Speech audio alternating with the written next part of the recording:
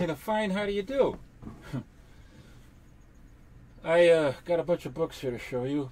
I was at a garage sale yesterday and picked up a bunch of Batman books, mainly modern books, but I got some good stuff in there. I couldn't believe my luck with this. And also I got some stuff from the internet. So before I do that,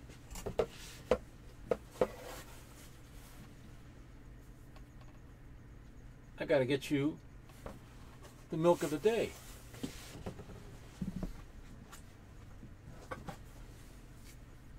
Oh, this is vintage.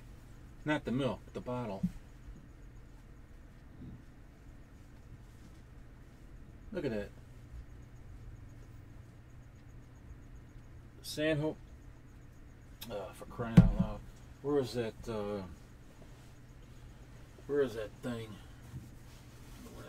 I'll just use this. Look at that.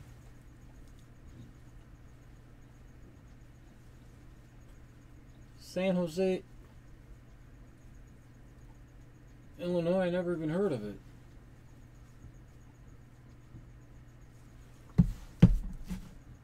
And I live in Illinois.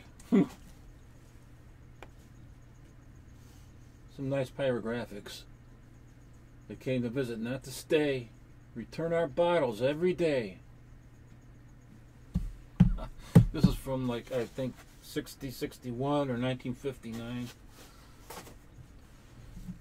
And of course I load these vintage bottles. I disinfect them first, of course, and then I load them with milk from Lamer's Dairy in Wisconsin. That's the milk of the day. Strong bones. First, let me show you this thing here. Picked up. I just got this off of eBay. Put in an offer.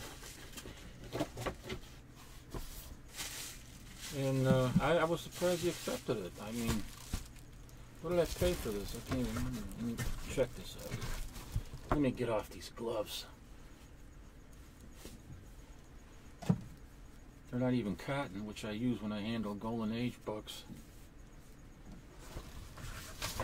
What did I pay for that damn thing? $10. This is Detective 850, and it is the first appearance of the Gotham City Sirens.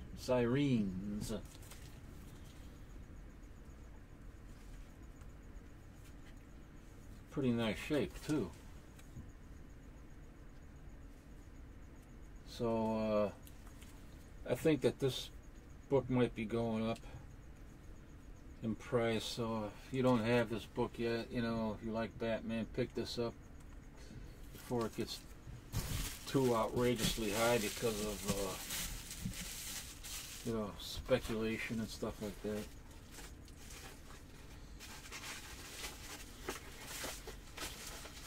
So I was happy to get that.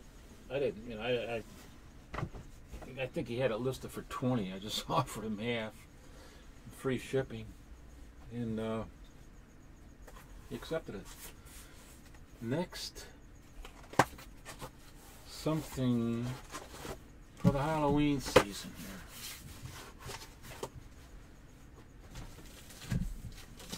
I got a bunch of Dr. Spektors.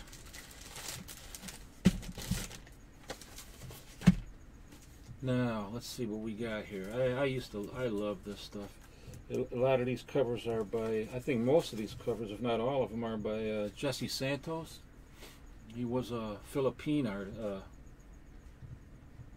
Philippines. Yeah, he was from the Philippines.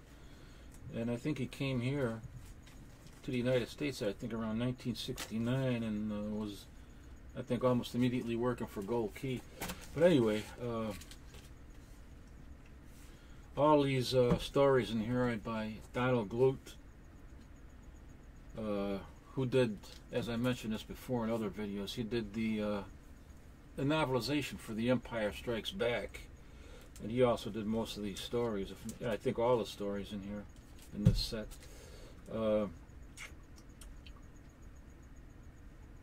There's also, this is interesting here. Let me, you can see these better out of the plastic here.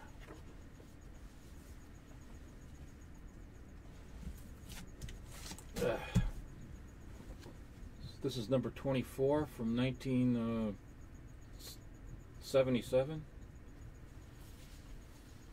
And it's just a beautiful painted cover.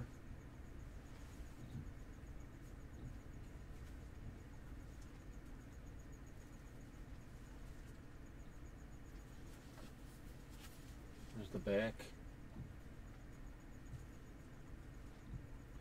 Now what I liked about this, there's a text story in here, a Frankenstein text story. Here, look at some of the artwork.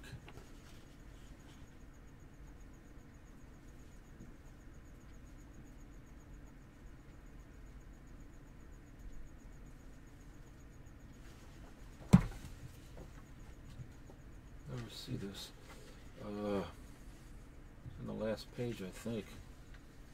Yeah.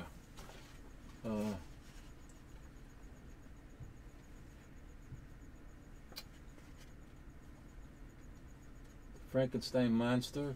And if you see on the bottom there, it'll say Adam Spektor, which was a pseudonym, right? That at that time that Donald Glut used. But that's who it is, Donald Glut. So that's just an amazing, beautiful cover.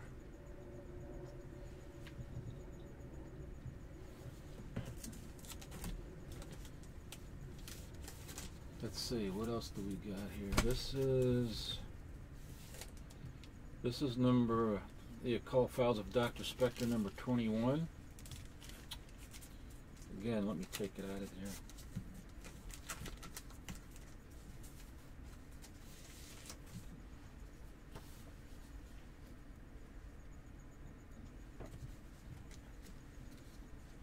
I think this is from 1977 or 76. 1976. The story in here is of interest because it's called A Lurker in the Swamp, or A Lurker Stalks the Swamp. And it's actually a reimagining of an earlier swamp tale that appeared in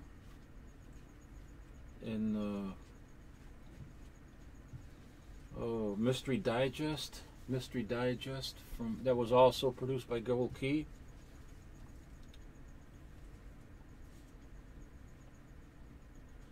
Mystery Comics Digest is what it was called. This is from 1976, and the original story, a reimagining of that.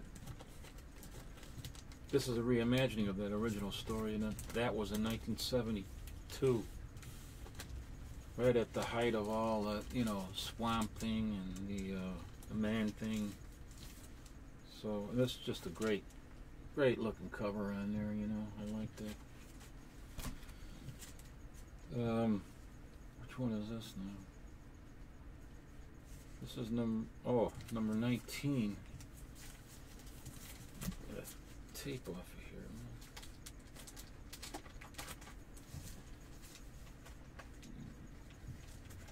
Let me take this out of the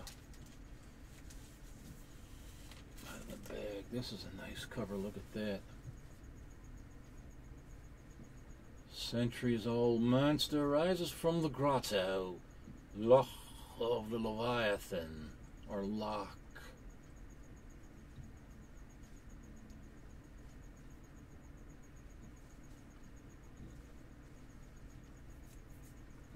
Artwork, Jesse Santos. He was he created or was co-creator of Dagar. How do you pronounce that? Dagar or Dagar the Invincible? Remember that? Dagar the Invincible. Anyway, Yeah, Santos was co-creator of that character, along with somebody else. I can't remember who it was. Next up, I have the Occult Files of Dr. Spektor, number 18. This is interesting.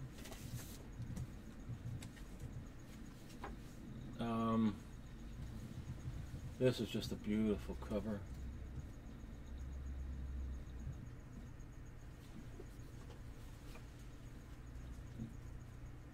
I don't know if it's signed by, but it's by Jesse Santos. He didn't sign. Yes, he did sign it. Jesse Santos. What's interesting about this one? It's got a story in there called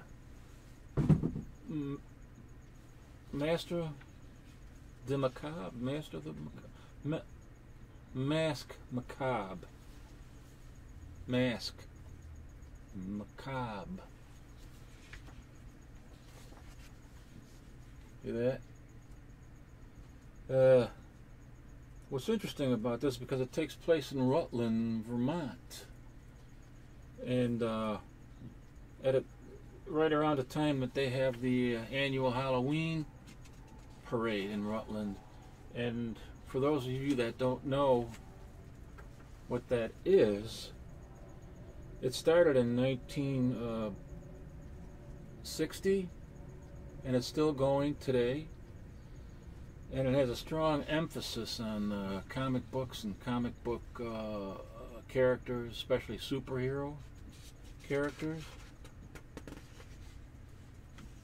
And here you can see a scene from that parade taking place.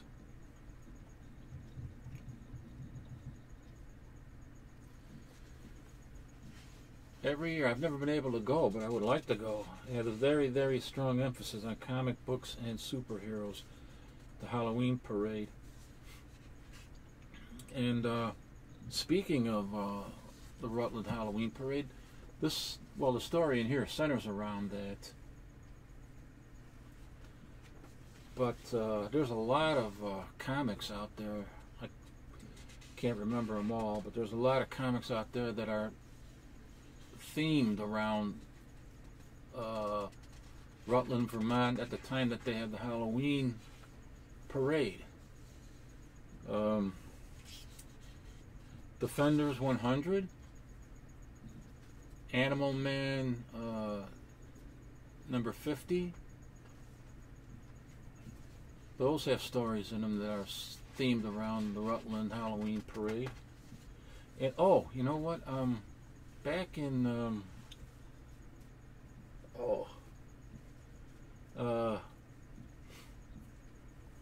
crap, man, when was that? 70. Right around the time of the height of the Swamp Thing stuff, 71, 72 maybe. A group of writers from both Marvel and DC, they did an unofficial crossover that started in Amazing Adventures number 16. And what it was all these different writers and artists working for both Marvel and DC decided to do a story that is themed all around that Rutland, Vermont Halloween parade. And what they did was they put themselves in the story. There was Steve Englehart, Len Wein, and Jerry Conway, and a bunch of other people, and they were all from both companies, Marvel and DC, and they decided to do an unofficial crossover, and it started in Amazing Adventures. That's the laundry machine over there. No, the dryer, not the laundry machine. Started in Amazing Adventures 1972, I think it was. Amazing Adventures number 16, and then it continued in the Justice League of America. I think I was just reading about it recently too. 103, I think, and then it reached part 3. Went back to Marvel, and it reached its climax over there in Thor.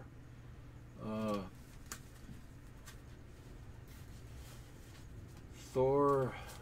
I don't know. It was in the early 200s. Thor. Maybe it was Thor 200. Or 203, 205, something like that. But that's where it ended. But it was interesting because it's an unofficial crossover event, and they had all these different writers and artists put themselves into the story, dressed up as different characters from the different companies. You know, it was really weird, really bizarre, really bizarre. But if you ever get a chance, just check into that. It's pretty interesting. It's one of the reasons why I got that. This is oh,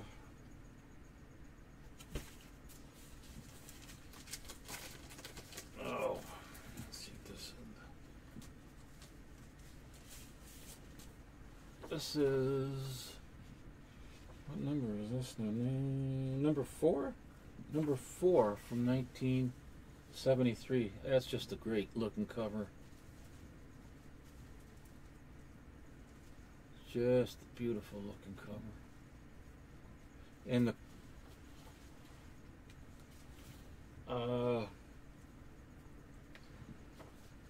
let me see something here. I'm sure Donald Glut did the story.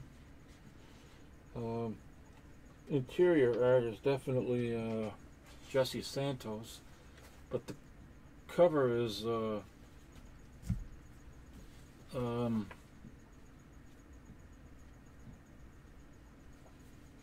that other guy from Argentina. He did work. He worked for Gold Key. I mean, for Western Publishing, Gold Key, and he did some covers for them too. What was his name again? Louis Domingo. Louis Dominguez. He did this cover. That's who it was, did this cover, Louis Dominguez. And he was from Argentina, I believe. Pretty sure. He did stuff for DC. He did the House of Mystery. He did the House of Secrets and stuff like that. What else did he do? For Gold Key, he did Ripley's Believe It or Not and Boris Karloff, Tales of Terror, or whatever it was called. I think he did Witching Hour for DC.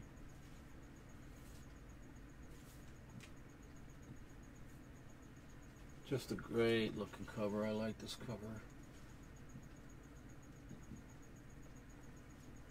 Restless spirits rising from the grave. And the last one I got here is the Occult. This is number 1. The Occult Files of Dr. Spektor.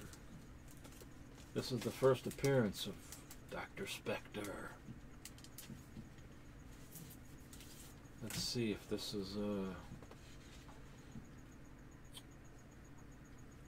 what year was this? Oh, good Lord, they don't even, oh yes they do, 1973? 1973. This is number 1 from 1973.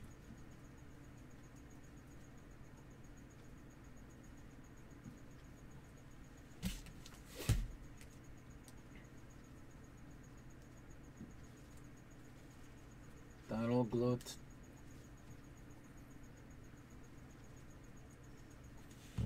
And the cover by Jesse Santos.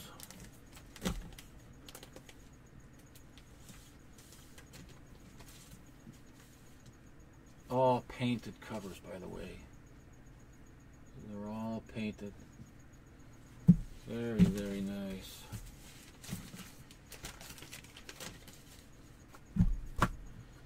And oh,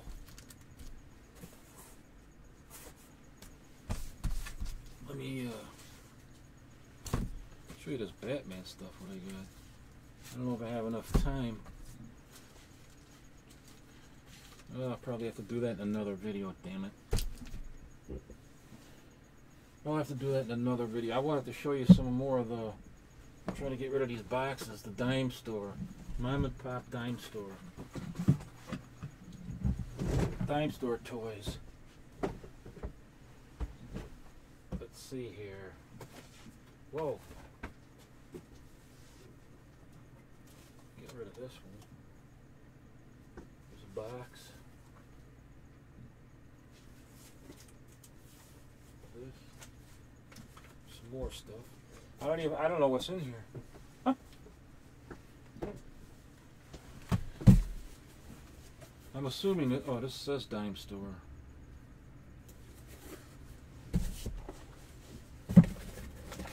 Stuff that I collected over the years, and some of it's from the storage that my mother and father put in the storage. What is this? Oh, this is...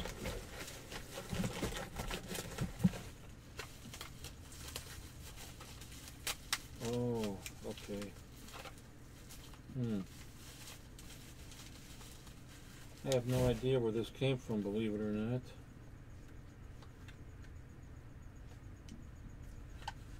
It says fan. Excuse me.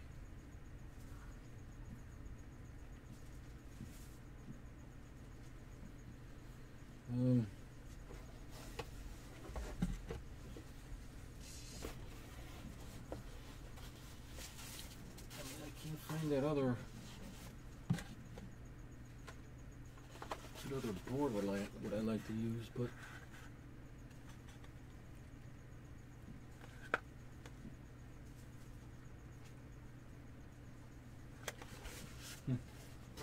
very hard to do this. But anyway, let me see what this is. I don't know where this came from. It was made in Hong Kong. Fan, I have no. Oh, for crying out loud. It's a hand fan. Look at this.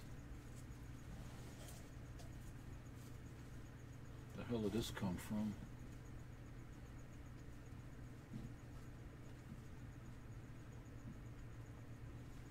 Dime store item. Mom and pop shop. They would have all sorts of stuff like this. I'd have to research this. I don't know where this came from. But at any rate,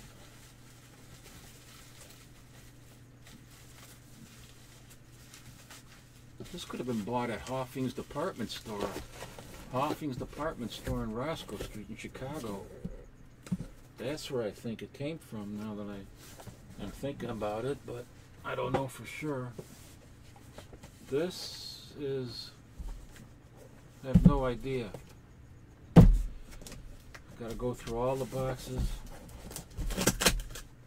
Let's see what this is.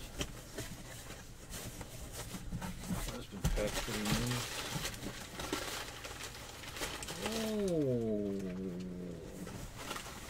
look at this. This is from different ones. I wonder what. These are made in China. So this is some recent stuff that I picked up at one of these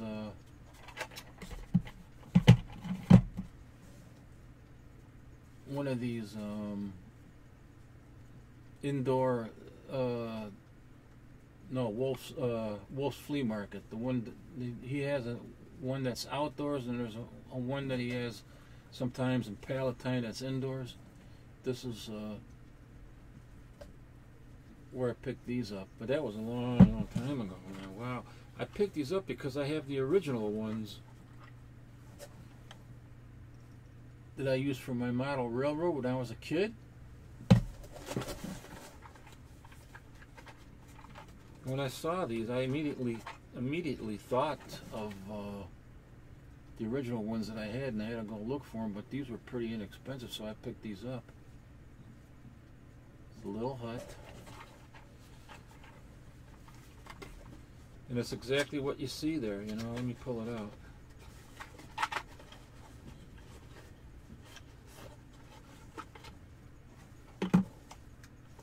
That's what it is. And it's a chicken hut. The door, I think the door opens? No, I don't know. But all the animals are inside.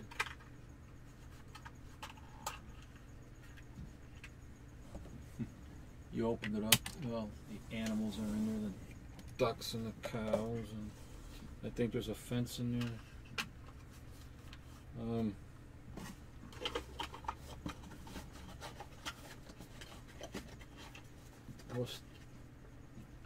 I looked through all my model railroad boxes that I had when I was a kid. They're all back there. I got like 8 big tubs full of model railroad stuff and buildings. And I found them, and I tried to get them all together. These things called huts, because they were made since the early 1960s. I think this might be one that I put away, but let me check. This might be one of the original ones I had when I was a kid. I gotta be careful. I don't want to back in the same thing. I'm right. I remember it right, and do I or don't I? No, I don't. This is something else.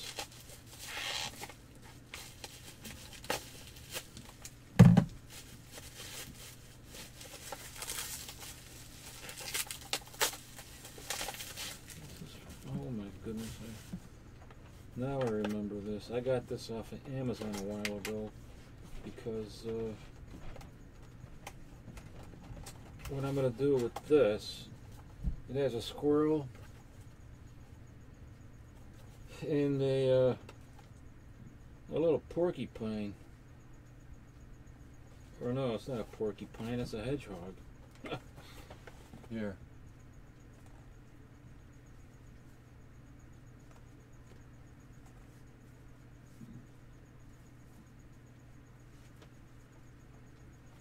The reason I got this, because I have an old clock, vintage children's clock, late 50s, early maybe 1960, and I showed it in a video, but it was missing. It had missing the swing, which I want to replace, put on there, and also I think the original clock also had a squirrel that was on the swing, on the seat of the swing. So that's why I got this. Because that is about the right, gauge. Anyway. Anything else back there that I can...